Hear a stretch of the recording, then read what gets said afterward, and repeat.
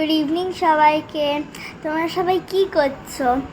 আজকে হচ্ছে আমি এখন আমার পড়া হয়ে গেছে, আমি পড়ে উঠে আর এখন আমার খুব খিদে পেয়েছে। তো আমি আম্মাকে বললাম কি কি একটু কিছু বানিয়ে দাও স্ন্যাক্সের মধ্যে। তো দেখা যাক আম্মা স্ন্যাক্সের মধ্যে কি বানিয়েছে।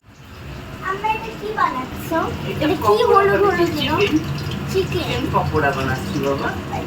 আচ্ছা, তোমার যে ইন্দিরা গান্ধী ছবিটা ছিল ওটা কোথায় পাওয়া গেছে? পাওয়া গেছে তো? সবাইকে ওই ইন্দিরা গান্ধীর ছবিটা একটু দেখানো যাক। বিষ্ণুপুরে আছে যে এই যে এই ছবিটা দেখছো, এটাই হচ্ছে ইন্দিরা গান্ধীর সাথে আমার আম্মার ছবি। এই যে সাইডে হচ্ছে এটা হচ্ছে আমার আম্মা তখন খুবই সুন্দর ছিলেন দেখতে, এখনও খুব সুন্দর আছে, কিন্তু তখন খুবই বেশি সুন্দর ছিলেন। এটা হচ্ছে ইন্দিরা গান্ধী আর এটা হচ্ছে আম্মা। এই ছবিটা হচ্ছে আমাদের জন্য খুব প্রিসিয়াস, এটা হচ্ছে আমি সারা জীবন যত্ন করে এখন রেখে দেবো, আর কখনো এই ছবিটা। এই নাও তোমার পকোড়া, দেখো খেয়ে কেমন হয়েছে। Thank you.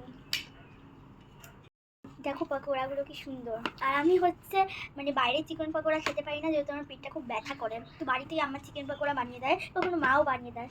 আজকের ব্লগটা এখানেই শেষ করছি। তার আগে ইউটিউবে গিয়ে রক রাব্বির লাইফস্টাইলের চ্যানেলটা লাইক অ্যান্ড সাবস্ক্রাইব করে দিও, আর ফেসবুকে গিয়ে ফলো করে দিও, আর লাইক তো অবশ্যই করবেন। Thank you, good night, tata.